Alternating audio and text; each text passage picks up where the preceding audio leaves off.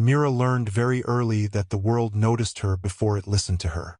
By the time she was 7, her arms were already thicker than most girls her age. At 9, her legs were strong and steady, shaped by long walks on sand and early mornings helping her father pull nets from the sea. 12, strangers stared too long. By 14, the whispers no longer bothered to stay quiet. She's too big. She looks strange. She doesn't belong with us. Those words followed her everywhere, through school corridors, across dusty paths, even into moments that were supposed to be happy. When the other girls played games, Mira stood at the edge, unsure where to place her hands or how to soften her voice. She tried once. She really did. She joined them one afternoon, smiling nervously, asking if she could play too. One of the girls laughed. Another looked at Myra's arms and whispered something that made the group burst into giggles. "You'll hurt someone," one girl said.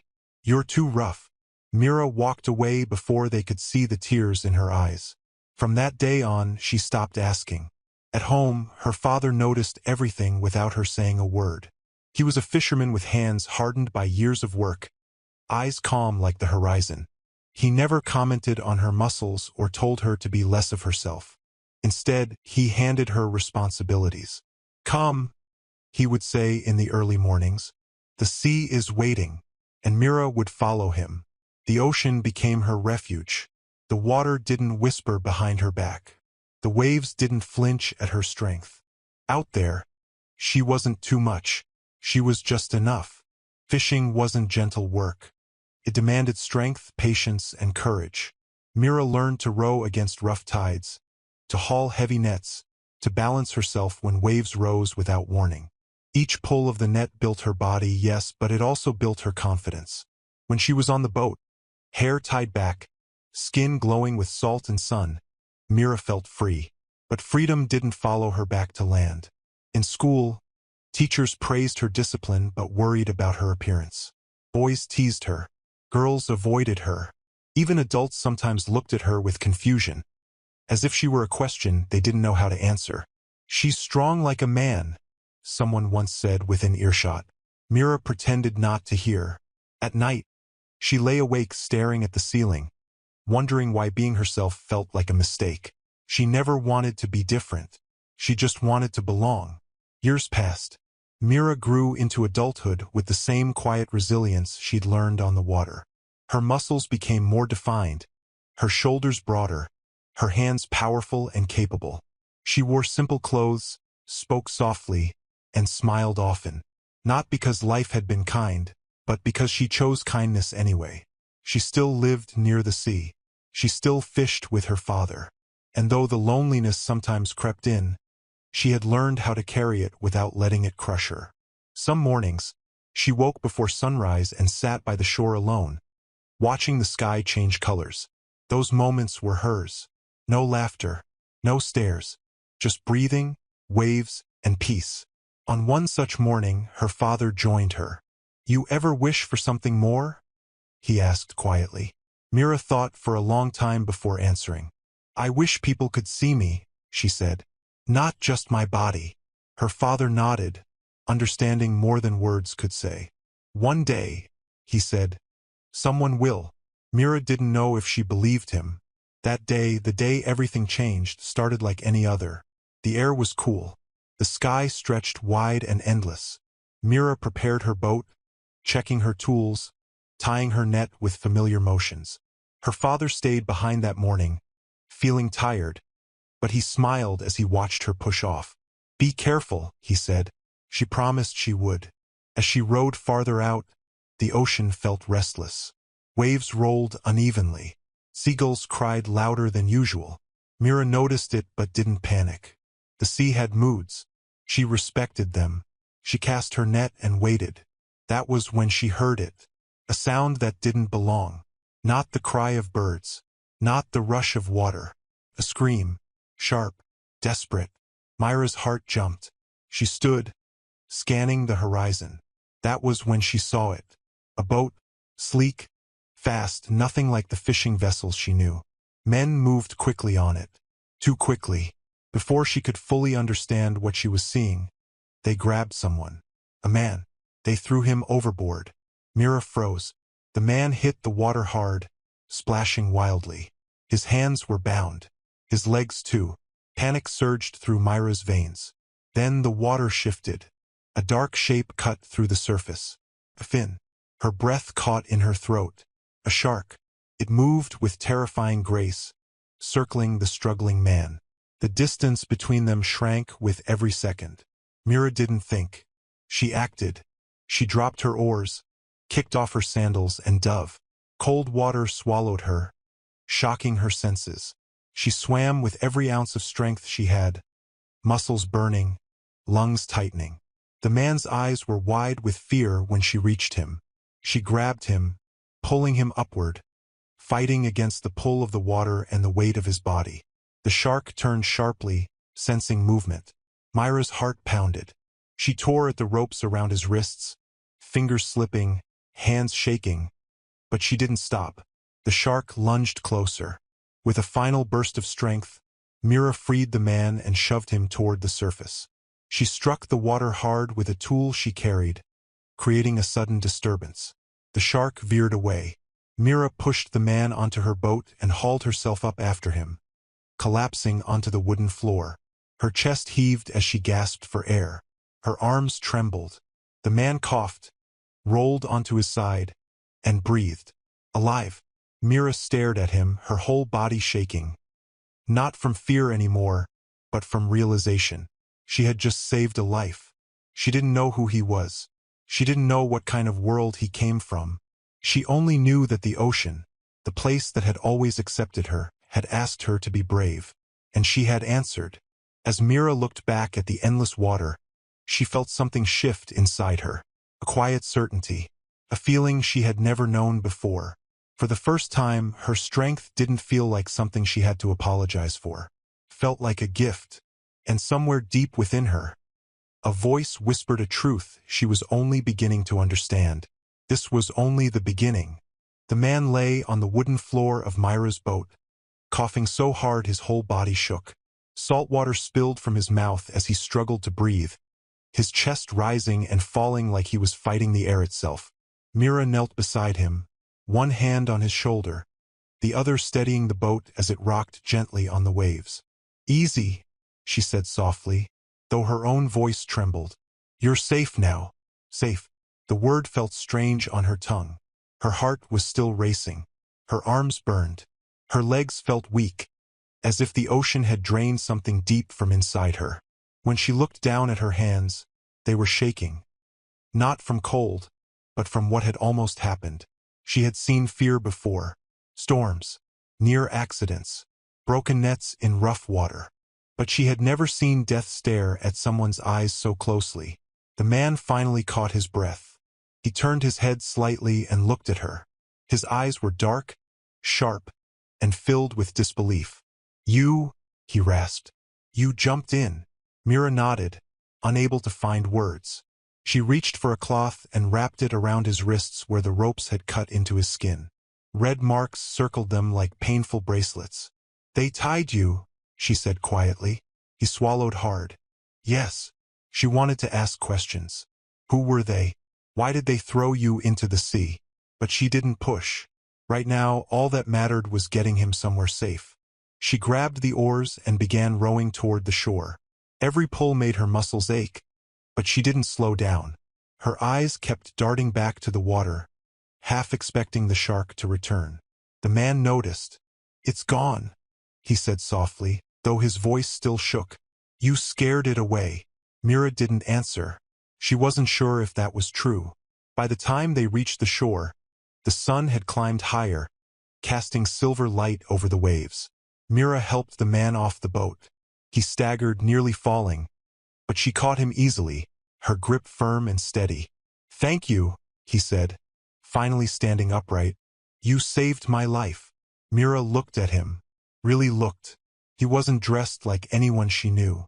His clothes were expensive, though soaked and torn. His shoes alone looked like they cost more than her entire boat.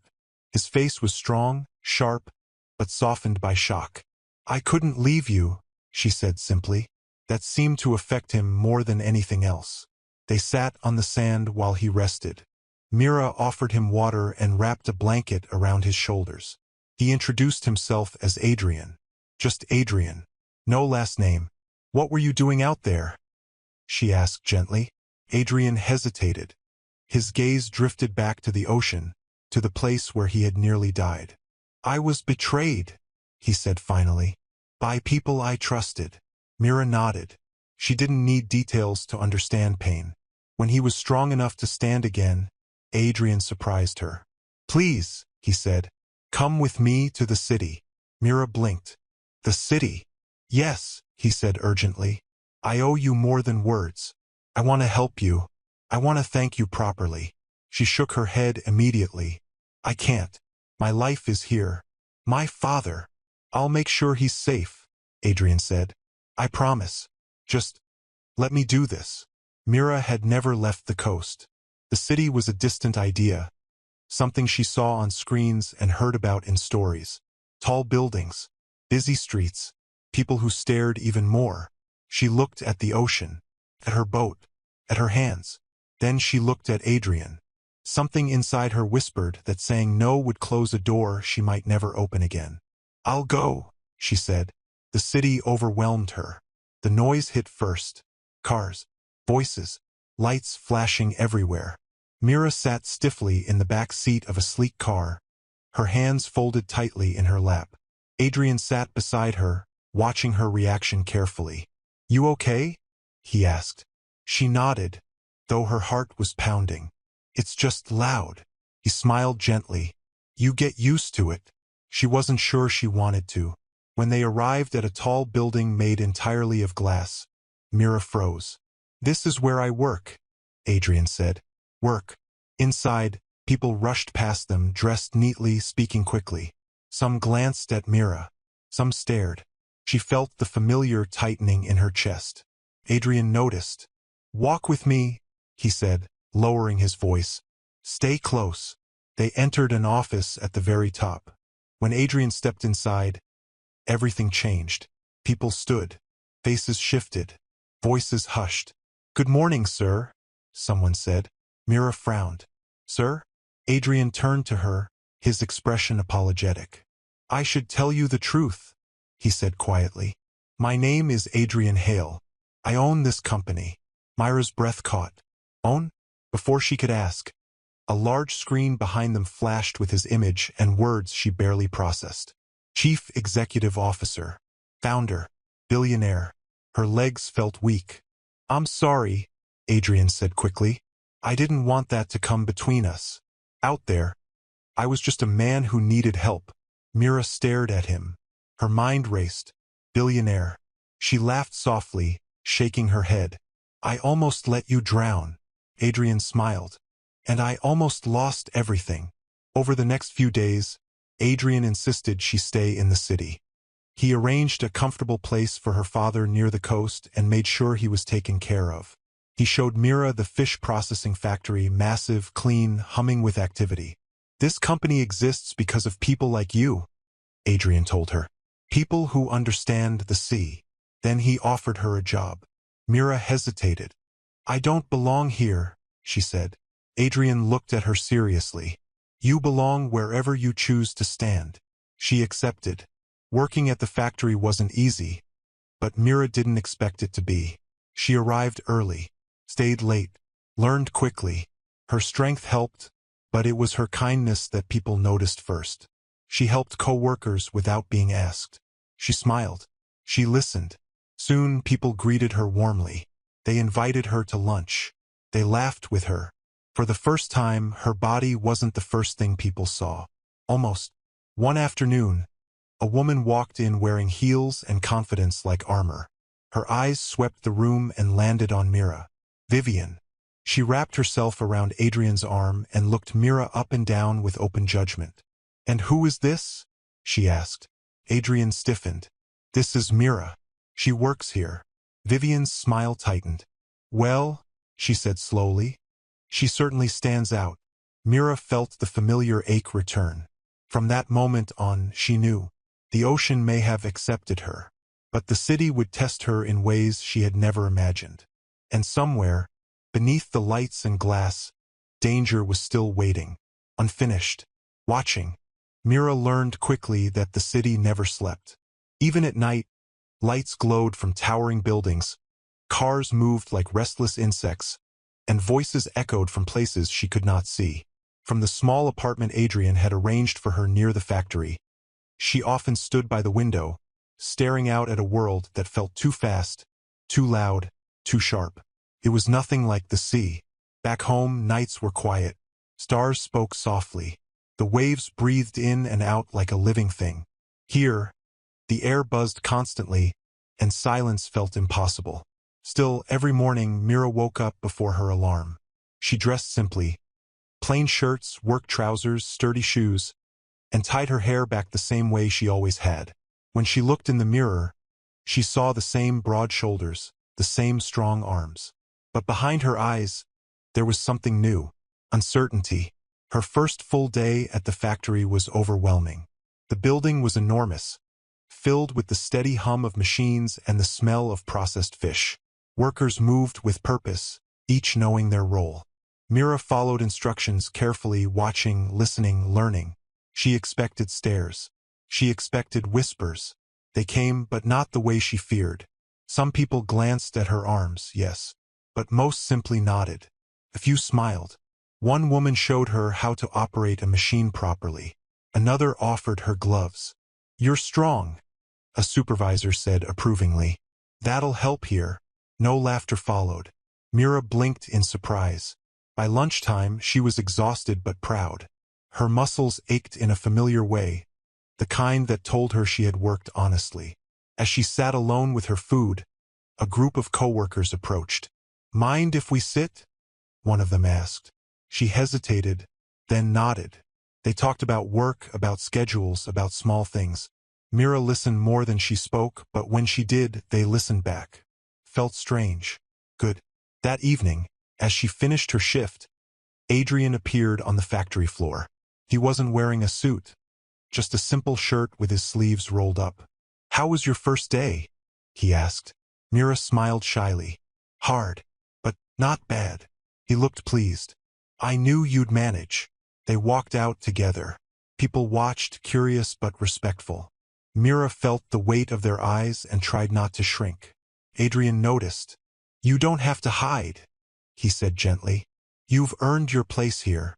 She nodded, though part of her still didn't believe it.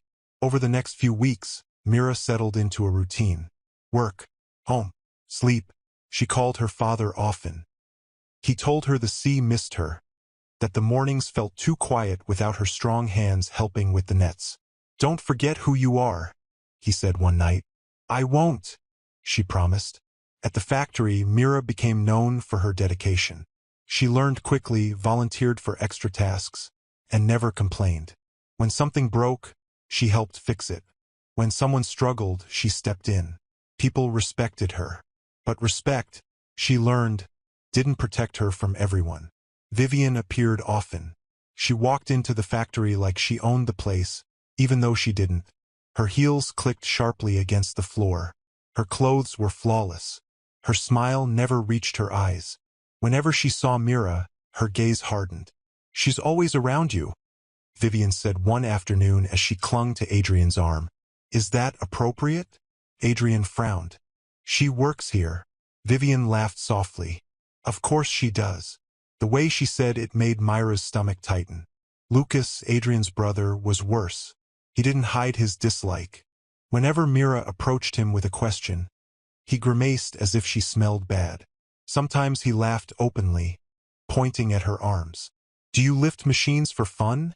he mocked once. A few people shifted uncomfortably. Mira felt her cheeks burn, but she didn't respond. That night, she cried quietly in her apartment, sitting on the edge of the bed with her arms wrapped around herself. She had thought things would be different here. The next morning, Adrian noticed her silence. "Is something wrong?" he asked as they walked through the factory. Mira hesitated. She didn't want to complain. She never had. "Your brother doesn't like me," she said finally. Adrian sighed. "Lucas has his own issues. Don't let him make them yours." "And Vivian?" Mira asked softly. Adrian stopped walking. She has no right to treat you poorly. He looked at Mira seriously. I mean it. Do not listen to anyone who tries to make you feel small. You saved my life. That matters. Something warm spread through Myra's chest. After that, Adrian began spending more time with her. Not in secret, not in a way that felt wrong, but naturally. They talked during breaks, shared meals after work. Sometimes they walked through quiet streets, talking about nothing and everything. He told her about his childhood, about growing up in wealth but feeling alone. She told him about the ocean, about learning strength before learning confidence. Sometimes they laughed until their sides hurt. Sometimes they sat in comfortable silence. Mira noticed things about him. How he listened when she spoke. How he never interrupted. How his eyes softened when she smiled. She also noticed how people looked at them together. Whispers returned. Vivian noticed too. Her comments grew sharper. Her smiles colder. You really enjoy playing hero, don't you? She said to Adrian one day. Saving lost causes. Mira stood frozen nearby, pretending not to hear. Adrian's voice hardened. That's enough. But Vivian only smiled. Lucas began mocking Mira more openly. Sometimes Vivian joined him. Careful, Lucas laughed once. She might crush you. The laughter echoed too loudly. That night, Mira nearly packed her things. She sat on the floor, suitcase open, staring at her folded clothes. She told herself she didn't belong here, that the sea was safer. Kinder. Her phone buzzed. Adrian. Are you okay? His message read. She stared at the screen for a long time before replying. I don't want to be a problem. His response came instantly. You're not. The next evening, Adrian took her out for ice cream. They sat on a bench under soft lights, sharing stories and jokes. For the first time since arriving, Mira laughed without holding back. And as she laughed, she felt it. The fragile beginning of something she had never dared to hope for. Belonging. She didn't know it yet, but jealousy was already turning into something darker. And the people who hated her weren't done watching. They were planning. Mira had learned how to endure. Years of being stared at, whispered about, and judged had taught her how to keep her head down and her heart guarded. But what she was not prepared for was how cruelty could hide behind perfect smiles and polite words. At the factory, life continued as usual. Machines humming, workers laughing, supervisors giving instructions. On the surface, everything looked normal. But underneath it all, tension was growing.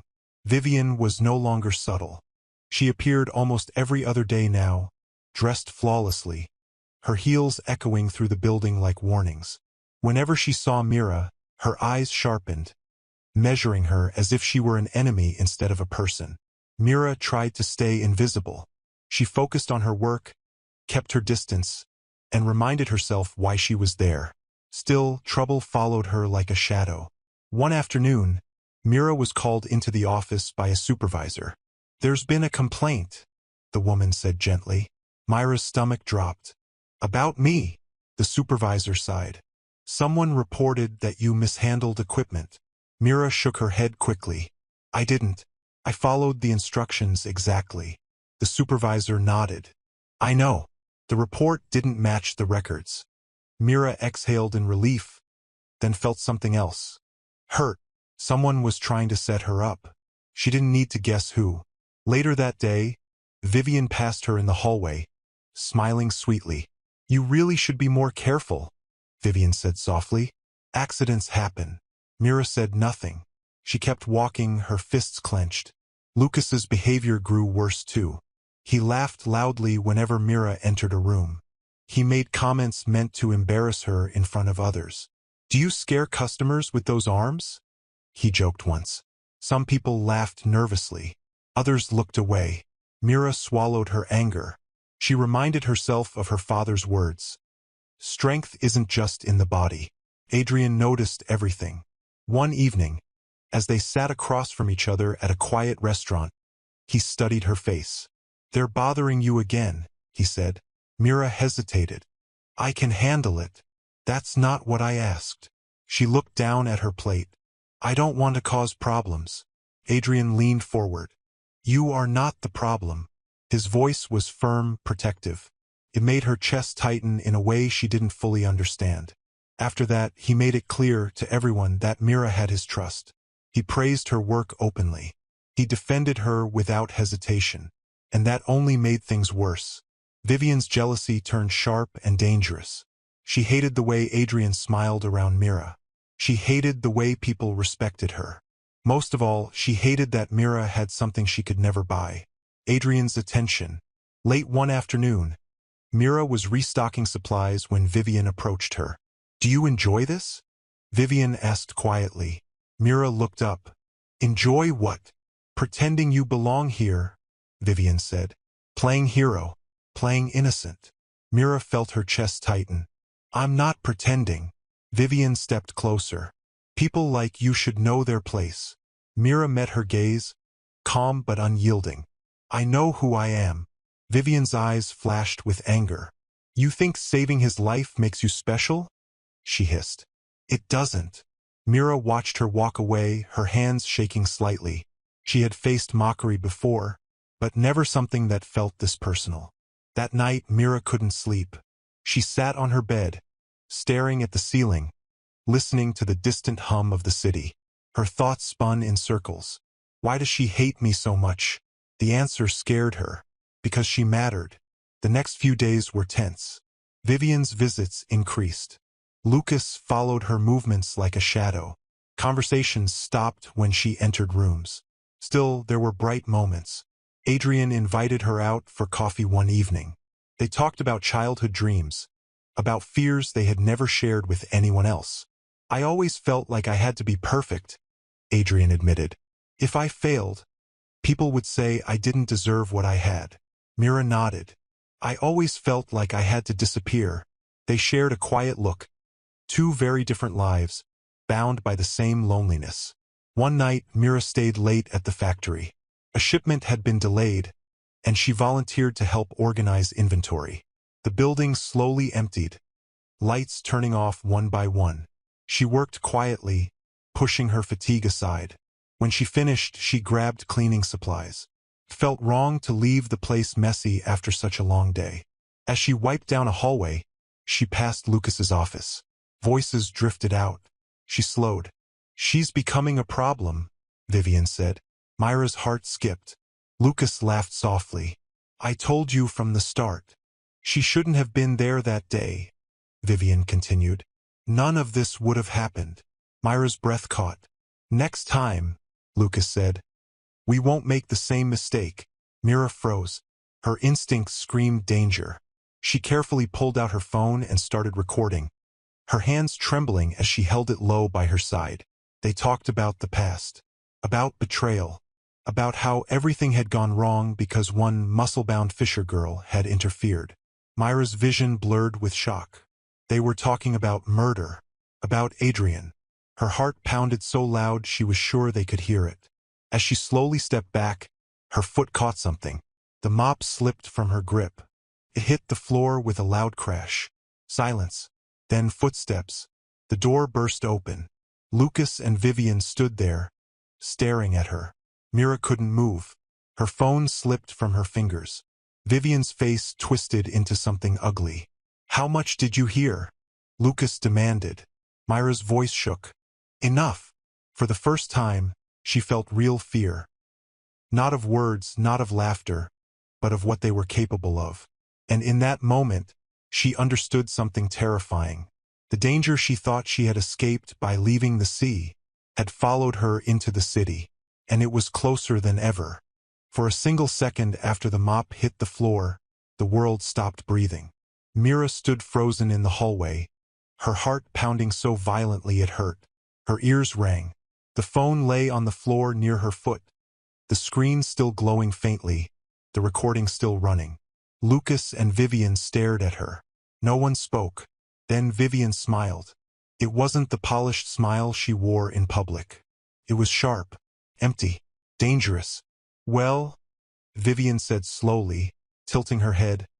"This is awkward." Lucas's eyes flicked to the phone on the floor. His expression changed instantly. Fear flashed across his face. Then anger. "Did you record us?" he demanded. Mira swallowed hard. Her mouth felt dry. I didn't mean to. Lucas stepped forward. Answer me. Mira nodded, barely. Yes. For a split second, Lucas looked like he might panic. Then his jaw tightened, and something cold settled into his eyes. Vivian laughed softly. I told you she was a problem. Mira took a step back. Her muscles tensed, ready to run if she had to. I won't say anything, she said quickly. I swear. I just want to leave. Lucas laughed, but there was no humor in it. You think we can let you walk away?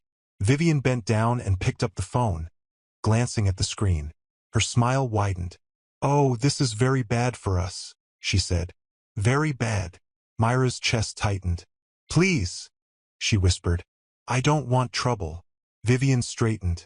You should have thought about that before you listened. Before Mira could react, Lucas grabbed her arm. His grip was hard, painful. Let go of me, Mira cried, struggling. Lucas shoved her against the wall. The breath rushed out of her lungs. Vivian moved quickly, blocking the hallway. No one's here anymore, Vivian said calmly. You stayed too late. That was your mistake. Myra's mind raced. Adrian. If she could just reach him. She tried to scream, but Lucas clamped a hand over her mouth. Make a sound, he hissed. And you won't leave this building. Tears filled Myra's eyes. Not from pain, but from fear she had never known before. This was different from mockery, different from cruelty. This was danger. They dragged her through the dark corridors, her shoes scraping against the floor. The factory felt unfamiliar now, like a place that had turned against her. Outside, the night air was cold. Lucas shoved her into the back of a truck. Vivian climbed in after her, slamming the door shut. Darkness swallowed Mira whole. The engine roared to life. As the truck moved, Mira pressed her forehead against the cold metal wall, fighting tears. Her heart ached, not just with fear, but with disappointment. She had trusted this place. She had trusted them. She thought of the ocean, of her father, of the quiet mornings that now felt like a different lifetime. Vivian broke the silence. You really ruined everything, she said lazily. Do you know that? Mira didn't answer. Lucas laughed from the front seat. If you had just let him die, none of this would be happening. Myra's breath hitched. So it's true, she whispered. You tried to kill him. Vivian scoffed. Tried? Yes. Failed? Because of you. Mira clenched her fists. He's your brother. Lucas slammed his hand against the steering wheel. He's in my way. The words chilled her. The truck slowed, then stopped. They dragged Mira out and tied her hands tightly, the rope cutting into her wrists. The moonlight revealed trees, thick, endless. A bushland. Myra's legs trembled as they forced her to her knees. Please, she cried. I won't tell anyone. I'll leave the city. I'll disappear. Vivian crouched in front of her, grabbing her chin roughly. You should have disappeared a long time ago. Tears streamed down Myra's face. She had faced so much in her life, but never this. Never betrayal this deep. Across the city, Adrian sat alone at a restaurant table. 2 chairs. One empty. He checked his phone again. No reply. His chest tightened. Mira, he muttered. He paid quickly and drove straight to her apartment. The lights were off. Her door was locked. He knocked. No answer. Fear crept into his heart like a slow poison. He called her again. Nothing. Adrian didn't hesitate. He opened his tracking app. Her phone location blinked on the screen. In the middle of nowhere. In a bush. That doesn't make sense, he whispered. Panic surged. He drove straight to the police station. I need help, he said urgently to his old friend, a senior officer. Someone I care about is missing. They followed the signal together. The deeper they drove, the worse Adrian felt. Then he saw them. 2 figures, tying someone up. A woman kneeling on the ground. His breath caught. Mira, he whispered. The officer raised his gun. Stay back. As they stepped closer, Adrian recognized them. Lucas. Vivian. His knees almost gave out. Adrian, Lucas said in shock. Before he could say another word, the officer shouted commands. Sirens blared. Backup arrived. Lucas and Vivian were arrested on the spot. Mira collapsed into Adrian's arms, shaking uncontrollably. I was scared, she sobbed. I thought I was going to die. Adrian held her tightly, his voice breaking. I'm here. You're safe. I promise. At the station, the truth came out. The recording. The first attempt. The plan to kill Adrian and take the company. Lucas sat in silence. Vivian screamed. In the end, justice spoke louder than jealousy. They were sentenced to 30 years for 2 attempted murders. When it was over, Mira sat quietly in the station, wrapped in a blanket. Adrian knelt in front of her. You saved my life, he said. Twice. She looked at him, eyes red but steady. I never wanted trouble, she said softly. I just wanted to help. Adrian reached for her hands. Your strength isn't something to hide. It's something the world needs. Mira looked down at her hands, the same hands that once embarrassed her. For the first time, she saw them clearly. Strong, brave, unapologetic. And she knew one thing for certain. No matter what came next, she would never again believe she was too much. She was exactly enough. Mira did not remember falling asleep that night. She only remembered shaking in Adrian's arms, the sound of sirens fading into the distance, and the steady rhythm of his heartbeat against her ear. For the first time since the ocean rescue, she allowed herself to feel how close she had come to losing everything. When she opened her eyes, soft light filtered through a window. The room smelled clean, unfamiliar. White walls, quiet, a hospital room. She tried to move, then winced as pain shot through her wrists. Bandages wrapped around them where the rope had cut deep. Her throat felt dry, her head heavy. You're awake. The voice was gentle, familiar. Mira turned her head and saw Adrian sitting beside the bed. He looked exhausted, dark shadows under his eyes, hair slightly messy, hands clasped tightly together like he was afraid to let go of something invisible. You scared me, he said softly. Mira swallowed. I thought I wouldn't make it. Adrian stood immediately, leaning closer. You're safe now. No one will ever hurt you like that again. I promise. The word promise made something inside her crack. Tears slid down her face before she could stop them. I didn't know people could hate someone that much, she whispered. I only helped you. I never wanted to be in the middle of anything. Adrian reached out carefully, taking her bandaged hand. His grip was warm and steady. This is not your fault, he said firmly. None of it. The only reason I'm alive is because of you. She turned her face away, ashamed of how weak she suddenly felt. I was so scared. That doesn't make you weak, he said. It makes you human. For a long moment, neither of them spoke. The silence wasn't uncomfortable. It was heavy, full of things they didn't yet know how to say. Later that day, the police returned. They asked Mira questions gently, carefully. She told them everything. About the recording, the conversation she overheard, the way Lucas and Vivian dragged her away. Her voice shook, but she didn't stop. When she finished, the officer nodded. You were very brave. Mira wasn't sure she felt brave. She just felt tired. The news spread quickly. By the next morning, headlines filled screens across the city. CEO's brother arrested in murder plot. Bravery of factory worker saves billionaire twice. Jealousy, betrayal, and a crime exposed. Mira didn't want to see any of it. Adrian made sure she didn't have to. He arranged for her to stay somewhere quiet after she was discharged. Far from cameras, far from questions. A peaceful place with trees, fresh air, and silence that reminded her just a little of home. He visited every day. Sometimes they talked. Sometimes they didn't. Sometimes Mira woke up in the middle of the night, her heart racing, the memory of rough hands and dark woods still too fresh. When that happened, Adrian was always just a call away. You're not alone, he would say. Not anymore. At the factory, everything changed. Lucas was gone. Vivian was gone. Their offices stood empty. Like scars the building was slowly learning to live without. Workers whispered, shocked and angry. She saved him, one said. They tried to destroy her, said another. Respect for Mira deepened, not because of the headlines but because of the truth. She had always been strong. Now everyone knew it. When Mira finally returned to work weeks later, she hesitated at the entrance. Her palms were damp, her chest tight. Adrian noticed. "You don't have to rush," he said. "I want to," she replied quietly. "I don't want fear to decide my life." They walked in together. This time people didn't stare.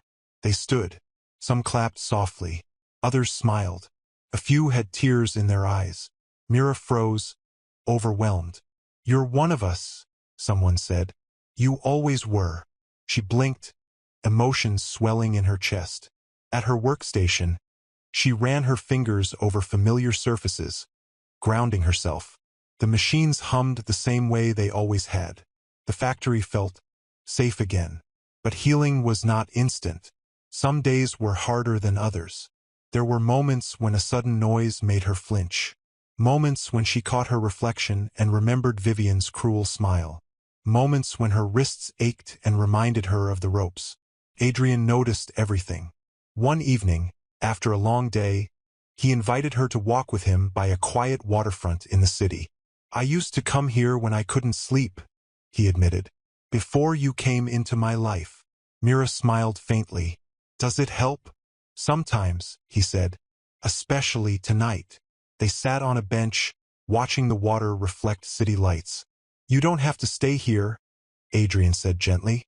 "If you ever want to go back to the sea, I'll understand." Mira thought of her father, of early mornings, of nets and waves. Then she thought of Adrian.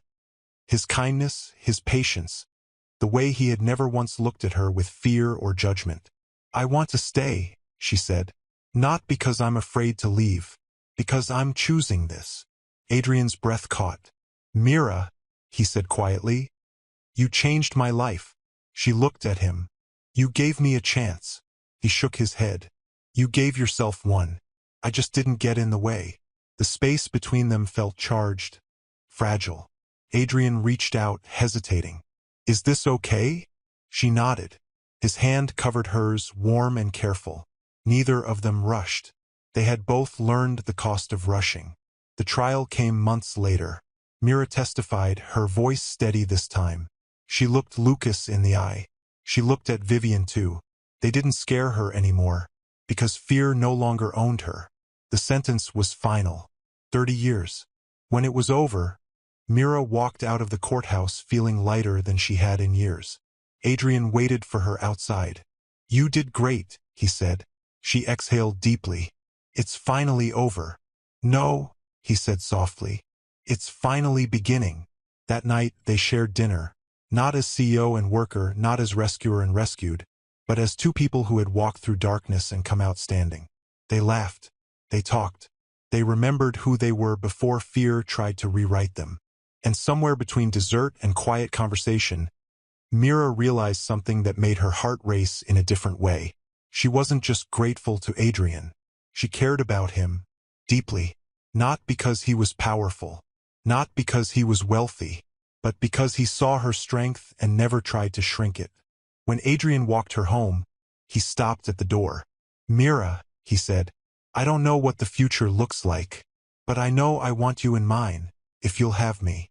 She looked at him, at the sincerity in his eyes. "I've spent my whole life being told I was too much," she said. "You make me feel like I'm exactly right." He smiled, and this time when he leaned in, she didn't step back. The kiss was gentle, uncertain, real. A beginning not born from danger, but from choice, from healing, from strength that no longer needed to hide. And for the first time since she was a little girl standing alone at the edge of games she wasn't allowed to play, Mira felt something she had almost forgotten how to hope for. She felt loved. And she knew, deep in her bones, that the ocean had not given her strength by accident. It had been preparing her for this life all along. Life did not return to normal. Not exactly, but it found a new rhythm. One that felt slower, steadier, and more honest than anything Mira had known before. Weeks after the trial, The city began to quiet around her. Headlines faded.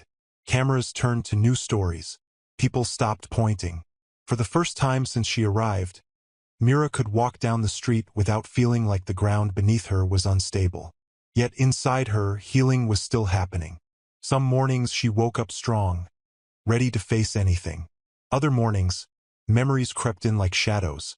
Rough hands, sharp voices, the cold fear of being powerless. When those moments came, she reminded herself of one simple truth.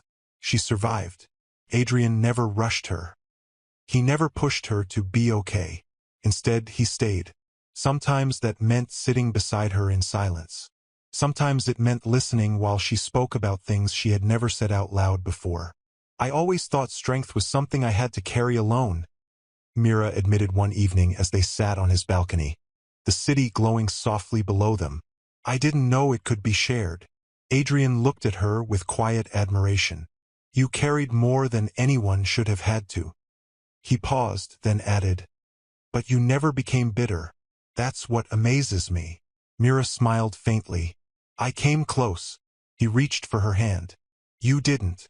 At the factory, change arrived slowly, but it arrived for real.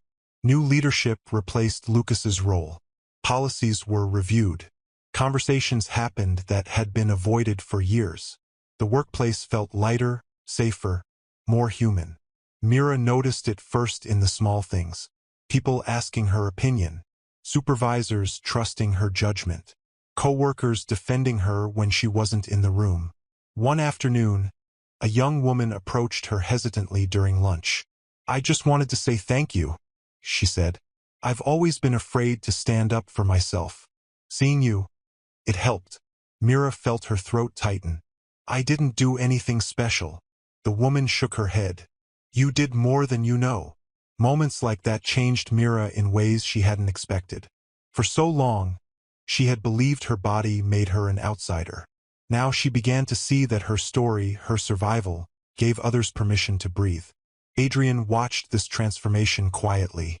He saw how Mira spoke with more confidence now, how she laughed more freely, how her shoulders no longer curved inward like she was trying to disappear. One night, after a long day, he invited her to dinner, not at a restaurant, but at his home. Mira hesitated when she arrived. The place was beautiful, warm, filled with soft light and calm. But it wasn't luxury that made her nervous. It was closeness. "I don't belong here," she said softly, standing just inside the door. Adrian turned to her. "You belong wherever you are welcome." She searched his face for doubt and found none. Dinner was simple. They cooked together, laughing when things went wrong. Mira burned the sauce. Adrian forgot the salt. It didn't matter. Afterward, they sat on the couch, the space between them comfortable. "Mira," Adrian said quietly, "I've been thinking a lot about us." Her heart skipped. "Me too. I don't want to hide what this is," he continued. "Not from the world. Not from myself." She met his gaze. "Neither do I." They didn't need dramatic promises. They didn't need grand gestures. They chose each other. And that choice changed everything. When the news eventually broke, not through scandal but through truth, it surprised many people.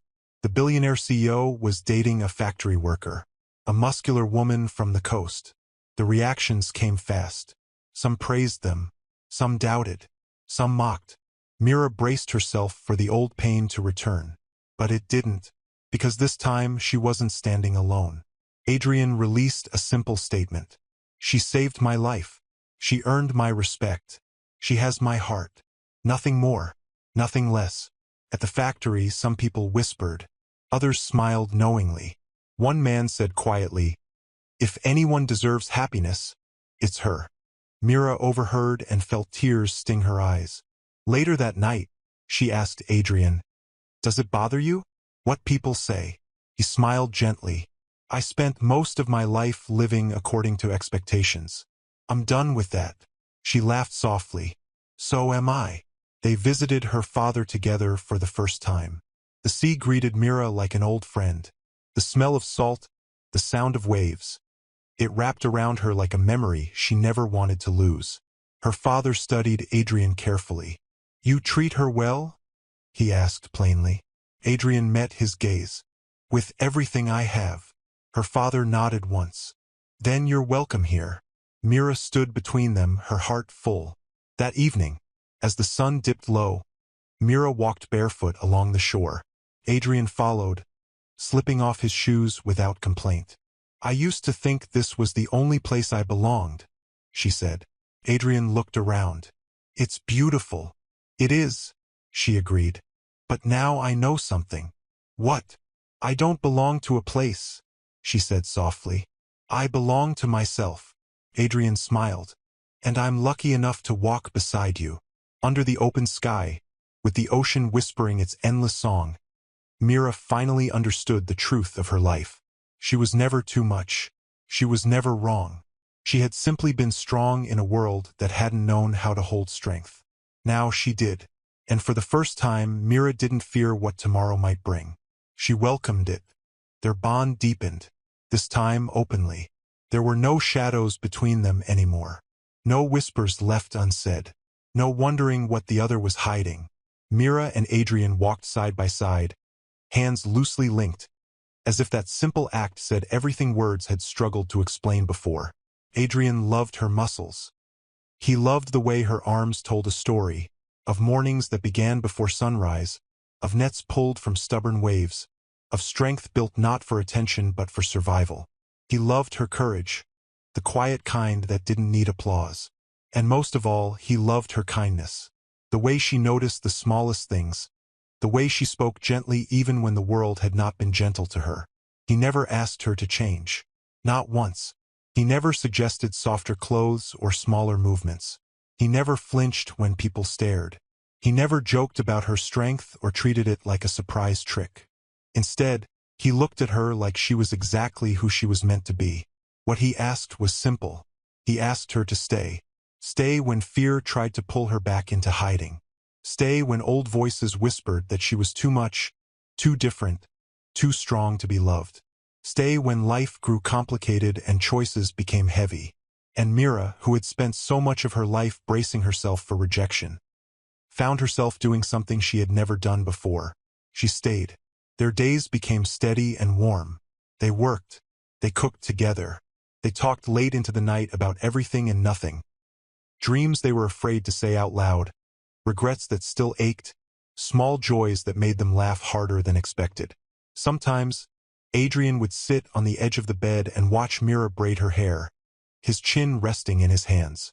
You know, he said one evening, you're the strongest person I've ever met. Mira smiled without looking at him. Physically. Every way, he replied. She paused, fingers still tangled in her hair. People used to say that like it was a problem. He crossed the room and gently took her hands, guiding her to face him. Then they were wrong. That was the thing about Adrian. He didn't just say kind things. He lived them. When he proposed, it wasn't loud or dramatic. It happened at dawn. The sea was calm that morning, the sky painted with soft colors, blue melting into gold, the horizon blurred like a promise still forming. Mira stood barefoot on the sand, her trousers rolled up, waves brushing her ankles. Adrian approached quietly, holding something small in his palm. Mira, he said. She turned, smiling. You look serious. I am, he replied, though his eyes were warm. But not scared. He took a breath, steady but deep. I don't want a life that makes sense to other people. I want a life that feels true. And the truest thing I know is you. Her heart started to race. I don't need you to be anything else, he continued. I don't need you to shrink or soften or hide. I just need you with me, every day. If you'll have me. He opened his hand, revealing a simple ring, silver, smooth, honest. Mira stared at it, then at him. Tears filled her eyes, surprising her. Yes, she whispered. He smiled like the sun had risen just for him. They married by the sea, not in a grand hall or beneath glittering lights, but right there where her story had begun, where strength had first been shaped by salt and wind and early mornings, where the waves had taught her endurance long before the world tried to tell her who she should be. The ceremony was small. Her father stood proudly at her side, his eyes shining as he walked her toward Adrian. He had always known his daughter was special, but seeing her now, standing tall, confident, unafraid, filled his chest with something close to awe. Adrian waited at the edge of the shore, dressed simply, his smile wide and certain. Mira wore a flowing white dress that moved easily with the breeze. It didn't hide her strength. It honored it. Her shoulders were bare, her arms strong and steady as she held the bouquet. She looked beautiful, not because she fit an idea, but because she owned herself completely. When she reached Adrian, he whispered, "You look incredible." She squeezed his hand. "So do you." The waves hummed softly behind them as they exchanged vows. "I promise," Adrian said, his voice clear, "to never ask you to be smaller, to protect your dreams the way you've protected others, to stand beside you, not in front of you, not behind you, but with you."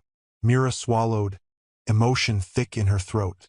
"I promise," she replied, "to trust love when it finds me, to share my strength without fear, to choose you even when it's hard, especially when it's hard."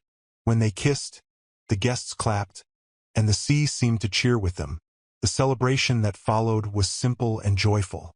There was laughter, music drifting on the breeze, food shared between friends and family who had watched Mira grow from a strong little girl into a woman who no longer doubted her place in the world. Some people stared, as people always did, but this time Mira didn't notice. Or maybe she did, and it just didn't matter anymore. Adrian danced with her on the sand, spinning her slowly, carefully, like the moment deserved all the patience in the world. "You're happy," he said softly. "I am," she replied. "For the first time, I really am." Later that evening, as the sun dipped low and the sky burned with color, they slipped away from the crowd. They sat together on a quiet stretch of beach, the tide coming in slow and steady. "Do you ever think about how different things could have been?" Mira asked. Adrian nodded. "Sometimes. I used to think love was something I'd have to fight for," she admitted. "Like everything else." He took her hand, pressing a kiss into her palm. "You don't have to fight anymore." She leaned against him, her head resting on his shoulder. "Promise me something," she said. "Anything. If one day I doubt myself again, remind me of this moment." He smiled. "I will. And if I ever forget how lucky I am, you remind me too." They sat in silence, listening to the waves, the world calm and wide before them. Their love hadn't been built on perfection. It had been built on truth, on strength that didn't apologize, on acceptance that didn't demand change, on two people choosing each other again and again without fear. And as the sea rolled on, steady, endless, powerful, Mira knew one thing with absolute certainty. This love was strong enough to last. The news came quietly, no dramatic moment, no sudden rush of music or surprise announcements, just a morning that felt different. Mira woke before the sun, the way she always did, but this time her body felt heavier, slower, not weak, never weak, but changed, as if something inside her had shifted its weight and asked her to move more gently. She sat on the edge of the bed, one hand resting on her stomach without thinking. Adrian stirred beside her. "You're up early," he murmured, voice thick with sleep. "I couldn't sleep," she said softly. He opened one eye, then the other. "Everything okay?" Mira hesitated. She had learned not to rush her words anymore, to listen to herself first. "I think something's happening," she said. That was all it took for him to sit up fully, concern and attention instantly awake in his eyes. They didn't speak much as they got ready. They didn't need to. Some truths don't arrive loudly. They settle in, patient and certain. When the result finally appeared, Mira stared at it for a long time. 2 lines. Clear. Undeniable. Adrian covered his mouth, laughter and disbelief tangling together in his chest. "Mira," he breathed. "Is that?" She nodded slowly, her eyes already shining. "Yes." He pulled her into his arms so tightly she laughed through her tears. "We're going to have a baby," he said. She corrected him, voice trembling. "We're going to have a family." Pregnancy didn't soften Mira the way people expected. It deepened her. Her strength remained, but it shifted its focus. She moved with intention now, aware of every breath, every step. Her muscles still carried power, but there was a new tenderness in how she held herself, a quiet protectiveness that surprised even her. Adrian watched her with awe. "You're incredible," he told her often. She would roll her eyes. "You say that about everything. Because everything about you is," he replied, completely serious. The doctor visits became part of their routine. They sat side by side in waiting rooms, fingers intertwined, sharing glances that said more than words ever could. Then came the day that changed everything again. The room was dim, the screen glowing softly as the technician moved the device gently across Myra's stomach. Mira watched, curious but calm. Adrian leaned forward, his heart pounding. "There," the technician said, smiling. "And there." Mira frowned slightly. "There and there." The technician turned the screen toward them. "You're having twins." Silence filled the room. "Twins." Adrian let out a breath he didn't realize he'd been holding. "Twins," he repeated, half laughing, half stunned. Mira stared at the screen, tears streaming freely now. 2 tiny flickers. 2 heartbeats. "I carried nets heavier than this," she whispered, more to herself than anyone else. "I can do this." Adrian squeezed her hand. "We can." The news spread gently. Her father cried when he heard. Not loud sobs, but quiet tears he didn't bother hiding. "Two," he said, shaking his head in wonder. "My daughter does nothing halfway." Mira laughed, hugging him tightly. "They'll be strong," she said, "but kind." Adrian watched that moment, the woman he loved standing between the past and the future, and felt something settle deep in his chest. This was it. This was home. As the months passed, Myra's body changed in ways that fascinated her. Her strength adapted. Her balance shifted. Her arms still lifted, but now they carried care as much as power. She trained gently, listened closely, rested when needed. Something she had once struggled to allow herself. Adrian learned too. He learned patience. He learned how to listen without fixing. How to place a hand on her lower back when she stood too long. How to wake up at night just to make sure she was breathing comfortably beside him. Some nights, Mira would sit on the bed, hands resting on her stomach, feeling movement beneath her palms. "They're restless," she'd say with a smile. "Already stubborn," Adrian replied. "Definitely yours." She would laugh, deep and warm. The day the twins arrived, the sea was restless. Clouds gathered low, waves crashing harder than usual against the shore. Mira stood at the window of the hospital room, breathing steadily through the growing intensity in her body. Adrian stood beside her, fear and pride battling in his chest. "You don't have to be strong right now," he said gently. She turned to him, eyes fierce and calm. "I am strong. This is just a different kind." Labor was long, longer than anyone expected. But Mira did not break. She focused. She breathed. She endured the way she always had, not by denying pain, but by moving through it. Adrian stayed with her every moment, holding her hand, whispering encouragement, reminding her when to rest, when to breathe, when to push. And then, finally, the first cry filled the room. A strong cry, then another. 2 voices, distinct and perfect. The twins were placed in her arms, one after the other. A boy and a girl. Mira stared down at them, overwhelmed by a love so sudden and powerful it stole her breath. Adrian pressed his forehead against hers, tears streaming freely now. "You did it," he whispered. "You brought them here." "No," she said softly, looking at the tiny faces nestled against her chest. "We did." They named them with care, names that carried meaning, names that honored both strength and gentleness. As the days passed, Mira learned that motherhood did not erase who she was. It expanded her. She still carried power in her arms, but now those arms rocked babies to sleep.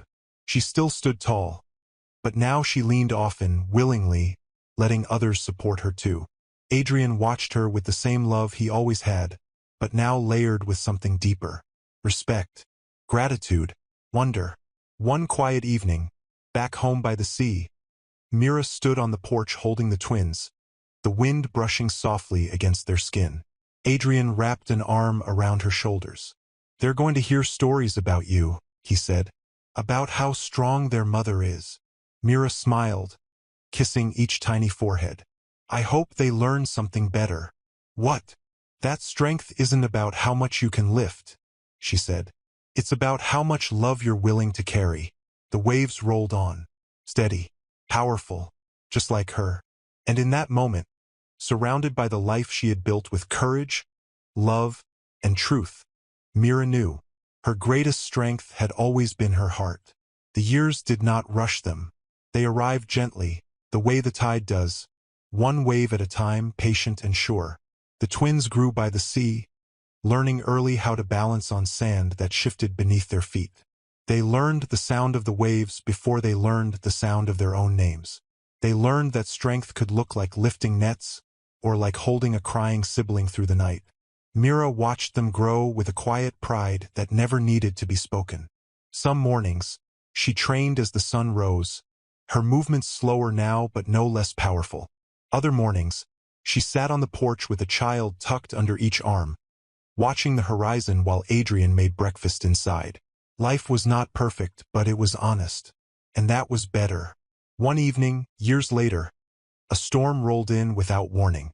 The sky darkened early, clouds folding over one another like secrets. The wind grew sharp, the sea restless. Mira stood at the window, her instincts awake in a way they always were when the ocean changed its mood. "Something's wrong," she said. Adrian followed her gaze. Down the shore, near the rocks, a small fishing boat struggled against the waves. Too close, too unsteady. Before Adrian could speak, Mira was already moving. "I'm going," she said calmly. Adrian didn't argue. He never did, not when it mattered. He only nodded. "I'll call for help." Mira ran. Rain hit her skin as she reached the shore, muscles remembering what to do even after years of gentler days. She dove into the water without hesitation, the cold biting, the current strong. The boat tipped. Someone screamed. Mira reached them just as the hull overturned. She pulled one person free, then another, anchoring herself against the pull of the waves, her strength burning but unyielding. When she finally dragged the last person onto shore, soaked and shaking, the rain slowed, as if the storm itself had paused to watch her stand. People gathered. Someone wrapped a blanket around her shoulders. Adrian arrived, breathless, eyes wide with fear and awe. "You're okay," he said, pulling her into his arms. She nodded. "They are too." Word spread quickly, not of her muscles, not of her past, but of her courage. A few days later a reporter came, then another, then a letter from the city, an invitation to speak at a youth center opening near the coast. Mira hesitated. "I don't want to be a symbol," she told Adrian that night. "I just want to live." Adrian smiled gently. Maybe living honestly is the symbol. She thought about the girl she once was, the one who shrank under stares, who thought strength made her unlovable. She thought about the twins asleep down the hall, about the people she had pulled from the sea, and she said yes. When she stood on that small stage weeks later, she didn't wear anything special. No polished speech, no dramatic gestures, just truth. "I was told my whole life that I was too much," she said.